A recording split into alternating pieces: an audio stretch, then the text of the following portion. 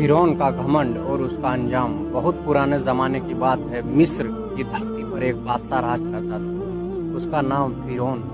अल्लाह ने उसे बहुत कुछ दिया था, सोना, महल, दौलत, फौज और लाखों प्रजा जो उसके आगे झुकती थी। लेकिन जितने नेमती बढ़ी उतना ही उसका घमंड भी बढ़ गया।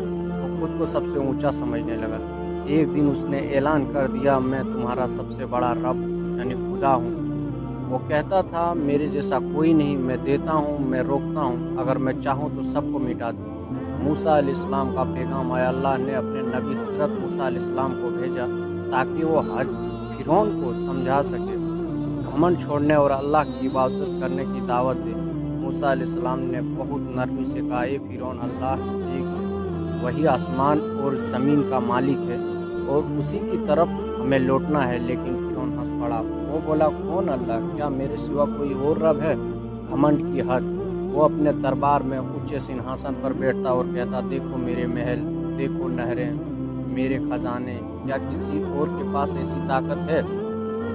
उसने लोगों को मजबूर किया कि उसे खुदा कहकर पुकारे। जो इनकार करता था उसे सजा दी जाती थी, जेल में डाला जाता था या मार दिया जाता था। लेकिन अल्लाह ताला ने उसे मोहलत दी, क्योंकि अल्लाह किसी को अचानक नहीं पकड़ता। वो पहले उसे समझाने का मौका देता है, समझने का मौका देता है। अल्लाह की निशानियाँ। मूसा अलैहिस्सलाम ने अल्लाह के हुक्म से कई मोजिज़ात यानी चमत्कार दिखाए। लाठी का अजदहा बन जाना, नील नदी का खून में बदल जाना, कीड़े मकोड़ों का हमला। हर बार फिरौन डर जाता और कहता, मूसा अपने रब से दुआ करो और ये अजाब टल जाए तो मैं मान जाऊंगा। लेकिन जब मुश्किल हट जाती वो फिर घमंड में आ जाता और कहता, मैं नहीं मानता। अल्लाह का इंसाफ। आखिरकार जब उसकी हदें पार हो गई, अल्लाह ने फैसले किया कि अब इस घमंडी राजा को सबक सिखा दिया जाएगा। मूसा अलैहिस्सलाम अपनी कौम बनी इसराइल को लेकर मिस्र से निकल पड़े। फिरौन अपनी विशाल फौज के साथ उनके पीछे निकला। सामने था समंदर, पीछे थी फौज। लोग डर गए, लेकिन मूसा अलैहिस्सलाम बोले, हरगिज़ नहीं, मेरा रब मेरे साथ है, वो मुझे राह दिखाएगा। अपनी लाठी समुंदर पर मारो और फिर समुद्र दो हिस्सों में बट गया, रास्ता बन गया और मूसा अलैहिस्सलाम की कौम पार हो गई। घमंड की आखिरी सांस। फिरौन ने देखा तो बोला, देखो मैं भी इसी रास्ते से जाऊंगा, कौन रोकता है मुझे?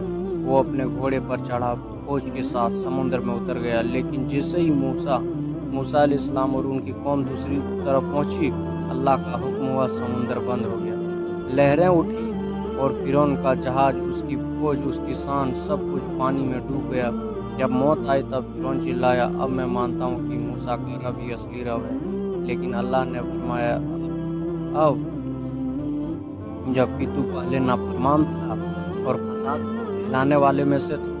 और यूं ही घमंड मिट गया। समुंदर ने उसके जिस्म को बाहर उछाल दिया ताकि आने वाली नस्लें देखें कि जो खुद को खुदा कहे वो भी अल्लाह के सामने कुछ नहीं है। घमंड इंसान को अंधा कर देता है। अल्लाह मोहलत देता है मगर छोड़ता नहीं। जो अपनी ताकत पर घमंड करता है, अल्लाह उसी ताकत से उसे गिरा देता है। नम्रता में इज्जत है, घमंड में बर्बादी है।